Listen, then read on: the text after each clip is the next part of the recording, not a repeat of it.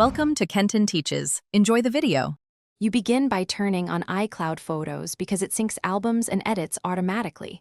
This avoids manual transfers. On your Mac, open System Settings, click your Apple ID, then iCloud and enable Photos. On the iPhone, go to Settings, tap Photos, and switch on iCloud Photos.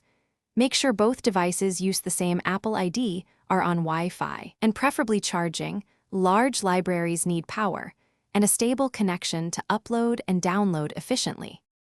Once iCloud Photos is active, choose how to store files so syncing behaves predictably. On the Mac, open Photos Preferences iCloud and pick Optimize Mac Storage or Download Originals to Mac. The first saves space, the second keeps full files locally. Check the upload progress at the bottom of Photos to confirm items are in iCloud. On the iPhone, choose Optimize iPhone Storage if you need space. This keeps small versions locally and fetches full files from iCloud when you view them. To finish, open Photos on your iPhone and verify that new images, albums, and edits from your Mac appear.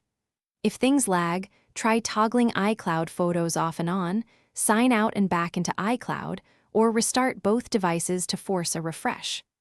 Also check iCloud storage. If you're over the limit, uploads stop. Upgrade your plan or free space to resume syncing. One quick troubleshooting tip. Ensure both devices are on Wi-Fi and charging when you expect large batches to sync. Thanks for watching. Please subscribe if this video was helpful.